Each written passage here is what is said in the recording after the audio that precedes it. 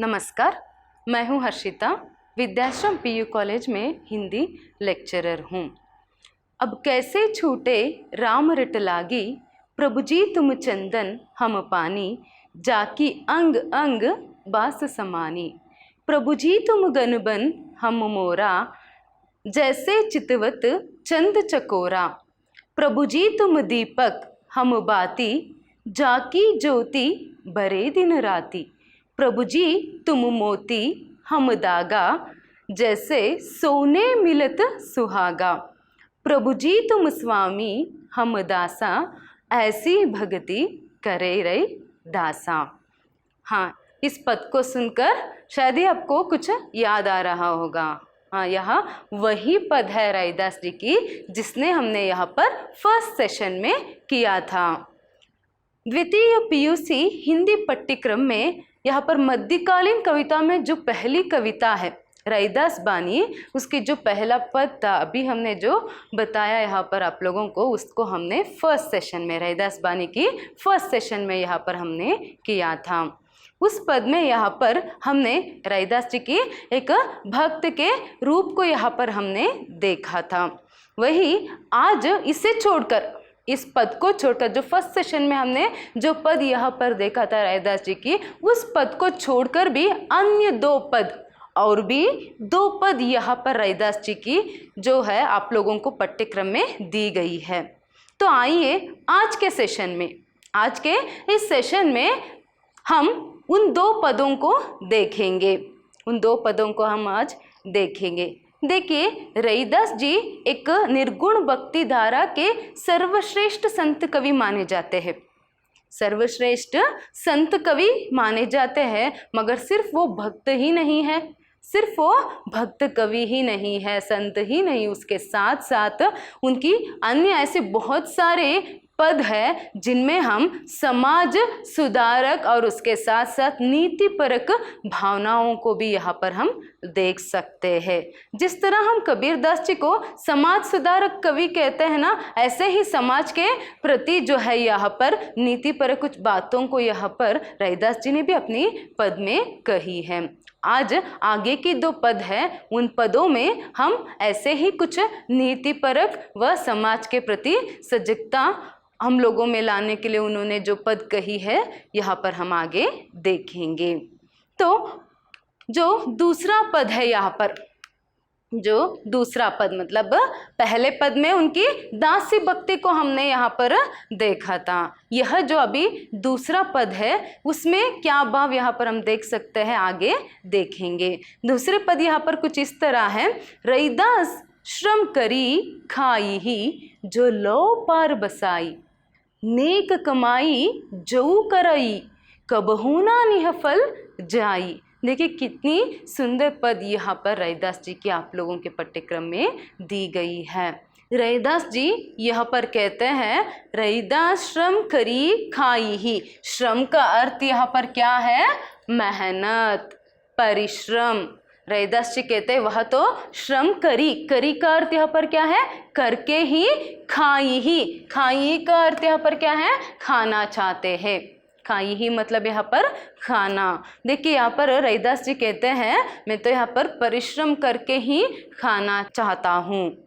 जो लौ पार बसाई, क्यों इस तरह परिश्रम करना चाहते हैं, मेहनत करना चाहते हैं? क्योंकि इस तरह करने से लौ पार, लौ का मतलब यहाँ पर क्या है? लौकिक जीवन। लौ का मतलब यहाँ पर ये जो लौकिक जीवन है, मतलब ये जो समाज, ये जो दुनिया है, इस दुनिया से मुक्ति मिल सकती है। लौकार्थ यहाँ पर यह जो लौकिक जीवन या फिर ये जो लौकिक समाज है, जिस समाज में हम अभी यहाँ पर जीवन व्यापन कर रहे, जी रहे हैं, तो इस समाज से, इस दुनिया से मुक्ति पा सकते। देखिए पार बसाई, पार बसाई का अर्थ यहाँ पर क्या है? इस लौकिक जीवन को पार करा सकता है। क्या पार करा सकता है यहाँ पर? मेहनत, परिश्रम। जो व्यक्ति यहाँ पर मेहनत करके, यहाँ पर रैदास जी बोल रहे हैं, रैदास श्रम करी काई, जो लौ पार बसाई, मतलब इसका अर्थ यहाँ पर क्या है? जो व्यक्ति यहाँ पर श्रम करके, मेहनत करके अन्न प्राप्त करता है या फिर खाता है या फिर अपने जीवन व्यापन यहाँ पर करता है, वही व्यक्ति क्या है, मुक्ति पा सकता है करके आगे यहाँ पर वो क्या कहते हैं, नेक कमाई जऊ कराई कबहू ना निहफल जाई। देखिए नेक का अर्थ यहाँ पर क्या है, ईमानदारी, मेहनत। जो ईमानदारी से नीयत से कमाता है, पहले में यहाँ पर वो कहते हैं क्या करने के लिए, श्रम करने के लिए, मेहनत करने के लिए। तो किस तरह की मेहनत यहाँ पर करनी है हम लोगों को, नीयत से, ईमानदारी से। जो व्यक्ति यहाँ पर नियत ईमानदारी से यहाँ पर परिश्रम करके कमाई, कमाई का मतलब क्या है यहाँ पर, जो कमाता है, कमाई का अर्थ जो यहाँ पर नियत से मेहनत करके परिश्रम करके यहाँ पर कमाता है, वह जो कमाई है, वह जो कमाई है वह कभी भी निहफल ना जाए। देखिए कबहू का अर्थ यहाँ पर क्या है, कभी भी। कबहू का अर्थ यहाँ पर क्या है, कभी भी। वह कभी भी क्या नहीं होता यहाँ पर, निहफल। निहफल का अर्थ यहाँ पर क्या है, निष्फल, मतलब वह कभी भी बेकार नहीं जाता, वह कभी भी बेकार या फिर मतलब क्या है यहाँ पर, वेस्ट नहीं होता। वह जो कमाई या फिर जो भी संपत्ति है, ईमानदारी से परिश्रम करके जो लोग यहाँ पर पैसे या फिर संपत्ति कमाते हैं, वह कभी भी बेकार नहीं जाता। कितनी सुंदर से यहाँ पर रैदास जी बताते हैं। तो इस तरह करने से क्या होता है, देखिए आजकल समाज में दिन ब दिन बेईमानी बढ़ती जा रही है। एक तरफ यहाँ पर रैदास जी कहते हैं, क्या यहाँ पर कहते हैं, ईमानदारी से कमाने के लिए, ईमानदारी से परिश्रम करके कमाने के लिए यहाँ पर जीवन जीने के लिए यहाँ पर रैदास जी कहते हैं। वही आज की दुनिया में हम यहाँ पर देख सकते हैं किस तरह आज की जो युवा पीढ़ी या फिर आज का जो समाज है वह बेईमानी के राह पर निकल पड़ा। वह जो समाज है या फिर जो युवा पीढ़ी है आजकल, वह जो है बेईमानी के राह पर निकल पड़ी है। क्यों? क्योंकि वह परिश्रम करना नहीं चाहते। देखिए यहाँ पर रैदास जी कहते हैं श्रम करी काई ही, यहाँ पर वो मेहनत करके खाना चाहते हैं, अन्न प्राप्त करना चाहते हैं। वहीं आजकल ऐसे लोगों की संख्या बढ़ रही है जो लोग मुफ्त की रोटी तोड़ना चाहते हैं, जो लोग मुफ्त की रोटी तोड़ना चाहते हैं। इसीलिए तो इतने सारे यहाँ पर भ्रष्टाचार, खून खराबा, धोखेबाजी आजकल समाज में हम देख सकते हैं। क्योंकि लोग यहाँ पर बहुत ही कम से कम समय में यहाँ पर क्या करना चाहते हैं, एक तो ज़्यादा पैसे कमाना चाहते हैं। इसीलिए क्या करते हैं, वो बेईमानी के राह पर निकल पड़े हैं। इसीलिए बेईमानी के राह पर एक भाई को मार देता है। क्यों? जायदाद के लिए, संपत्ति के लिए। क्योंकि यहाँ पर क्या है, मुफ्त में जो भी मिले यहाँ पर बटोरना चाहते हैं। इसीलिए इस संदर्भ में तो मतलब आज के समाज के लिए तो इससे जो यहाँ पर हमें सीख मिलती है, जो यहाँ पर महत्व हमें पता चलती है, किसकी महत्व यहाँ पर पता चलती है हमें, एक तो श्रम मतलब मेहनत की, परिश्रम की, और एक यहाँ पर नेक कमाई की, नियत से कमाना है, ईमानदारी की जो कमाई जो है उसकी महत्व है यहाँ पर हमें पता चलती है। इसीलिए अभी ये हम लोगों के ऊपर निर्भर है, आज की युवा पीढ़ी के ऊपर निर्भर है कि इससे यहाँ पर हम सीखे कि जितना हो सकता है उतना ईमानदारी से हमें जीवन यापन करनी है और परिश्रम करके ही यहाँ पर कमानी है करके। तो आइए आगे के जो पद है यहाँ पर उसमें क्या बोलते हैं रैदास जी हम देखेंगे। ऐसा चाहो राज में जहाँ मिले सबन को अन्न, छोटा बड़ो सब संबसे रैदास रहे प्रसन्न। बहुत ही सुंदर जो पद है यहाँ पर आखिर में आपको रैदास जी के दी गई है आपके पाठ्यक्रम में, सिलेबस में। बहुत ही सुंदर। देखिए यहाँ पर रैदास जी कहते हैं ऐसा चाहो राज में। राज का अर्थ यहाँ पर क्या है, राज्य।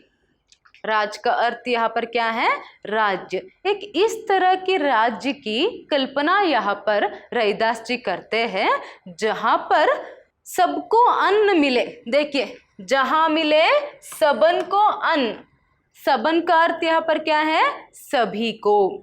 सबन का अर्थ यहाँ पर क्या है, सभी को अन्न मिले, जहाँ पर कोई भी भूखा ना मरे। मतलब वो इस तरह के राज्य की चाहो का अर्थ यहाँ पर क्या है, चाहना।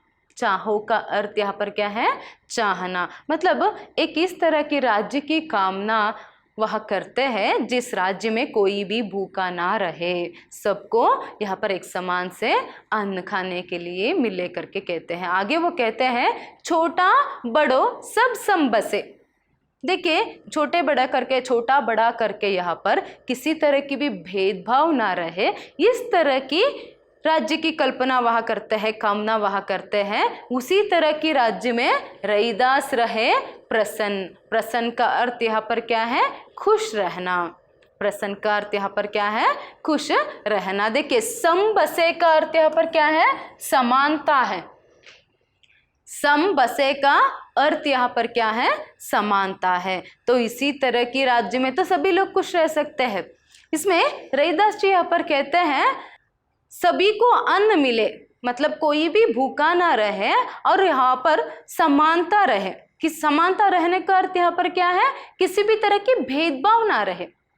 देखिए आजकल के समाज में हम बहुत सारे भेदभाव जो है, यहाँ पर असमानता जो है देख सकते हैं। इसी असमानता के कारण समाज में बहुत सारी यहाँ पर कुप्रथाएं, उसके साथ साथ यहाँ पर बहुत सारे पाप जो है समाज में चल रही है। तो क्या है, किस तरह की असमानता हम देख सकते हैं? एक तो लिंग भेद। लिंग भेद मतलब यहाँ पर स्त्री और पुरुष में भेदभाव करना। इसके संदर्भ में एक बहुत ही जो अच्छा उदाहरण हम यहाँ पर दे सकते हैं वह है कन्या भ्रूण हत्या।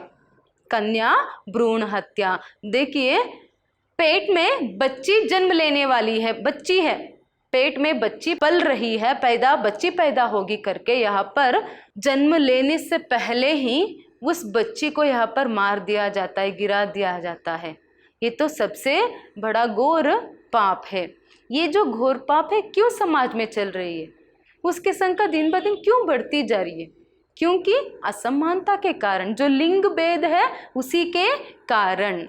और आगे यहाँ पर जाति भेद, मतभेद सभी हम देखते हैं। जाति में भेदभाव है यहाँ पर, और धर्मों के बीच भेदभाव हम यहाँ पर देख सकते हैं। हमारा धर्म श्रेष्ठ है, मेरी जाति श्रेष्ठ है, यहाँ पर मेरा धर्म श्रेष्ठ है। इस तरह की बहुत सारी असमानता जो है हम देख सकते हैं। वैसे ही यहाँ पर अमीरी और गरीबी की भी, यहाँ पर अमीर और गरीबों के बीच में तो कितना यहाँ पर भेदभाव जो है हम देख सकते हैं। कई लोग इतने अमीर हैं कि वो इतना खाना यहाँ पर बर्बाद कर देते हैं, इतना खाना यहाँ पर बर्बाद करते हैं, फेंकते हैं, वेस्ट करते हैं। तो और कोई जो इतना यहाँ पर गरीब है कि एक वक्त की रोटी के लिए वह दर दर भटकता है, एक वक्त की रोटी के लिए वह खून पसीना बहाता है। देखिए ये कितनी असमानता है। एक तरफ एक वक्त की रोटी के लिए यहाँ पर एक व्यक्ति या फिर लोग जो है मर रहे, खून पसीना बहा रहे, और एक तरफ जो है यहाँ पर क्या हो रहा है, लोग इतना खाना वेस्ट कर रहे, इतना फेंकते, इतना यहाँ पर सब कुछ बर्बाद करते, वेस्ट करते हैं। तो ये असमानता ही तो है। तो रैदास जी कहते हैं वो असमानता ना रहे, सिर्फ यहाँ पर छोटा बड़ों मतलब छोटे बड़े का भेदभाव ना रहे, इस तरह कहते हुए वो किसी भी तरह की असमानता ना रहे करके यहाँ पर वो संदेश देते हैं। उसी तरह की राज्य में क्या है, यहाँ पर हम लोग खुश रह सकते हैं। मगर आजकल इसी असमानता के कारण हम देख सकते हैं आजकल दुनिया में असमानता जो है दिन ब दिन उसकी संख्या बढ़ती जा रही है, दिन ब दिन उसकी संख्या जो है बढ़ती जा रही है असमानता के। उसके कारण बहुत सारे पाप और दुष्कर्म जो है यहाँ पर हो रहे हैं। तो उनको अगर हमें रोकनी है, उन सभी दुष्कर्मों को, जो भी बुरे काम आजकल चल रहे हैं, जो भी यहाँ पर पापकारी जो है चल रहे हैं, उस सबको अगर रोकना है तो हमें क्या करना है? यहाँ पर हम लोगों को सबसे पहले यहाँ पर असमानता को मिटानी है, असमानता को उसे मिटानी है और समानता की स्थापना हमें करनी है। तभी जाके यहाँ पर सभी जो लोग हैं, समस्त मानव संकुल जो है यहाँ पर, समस्त जीव संकुल जो है यहाँ पर हंसी खुशी से जीवन व्यापन कर सकते, अपने जीवन यहाँ पर वो जी सकते हैं। कब? जब असमानता यहाँ पर नहीं रहेगी तभी। तो इसीलिए तो रैदास जी इस तरह के राज्य की कामना यहाँ पर करते हैं जहाँ पर कोई भी भूखा ना रहे, सभी लोगों को अन्न मिले और उसके साथ साथ किसी तरह की भेदभाव यहाँ पर ना रहे करके। देखिए 15वीं 16वीं शती में यहाँ पर रैदास जी ने इन पदों की रचना की थी, मगर उसकी जो यहाँ पर महत्व, मतलब जिस भाव यहाँ पर हम देखते हैं, उन भावों की जो आवश्यकता है आजकल तो हम लोगों के लिए और भी ज़्यादा है। इसीलिए कहते हैं यह सभी जो है सर्वकालिक सत्य है। जो लोग कहते हैं साहित्य वास्तविकता से दूर है, यहाँ पर वह क्या है, गलत ठहरता है, यहाँ पर वह गलत ठहरता है। इसीलिए इन पदों को, स्पेशली आप लोगों को, बच्चों को यहाँ पर इन पदों को चुनकर दी जाती है ताकि हम उनके महत्व को जानें। एक तो पहले पद में यहाँ पर भक्ति की महत्व को हम जानते हैं, भक्ति की महत्व को हम यहाँ पर जान सकते हैं। वही दूसरे और तीसरे पद में हम यहाँ पर मेहनत, ईमानदारी, नीयत और उसके साथ साथ यहाँ पर समानता की जो महत्व क्या है और कितनी ज़रूरी है कि एक खुशहाल ज़िंदगी के लिए इन सभी भावों का, इन सभी चीज़ों का रहना समाज में करके हम यहाँ पर जान सकते हैं। तो अभी ये आज की युवा पीढ़ी के कंधों पर है कि जितना हो सके असमानता को, बेईमानी को वो समाज से दूर करे। धन्यवाद।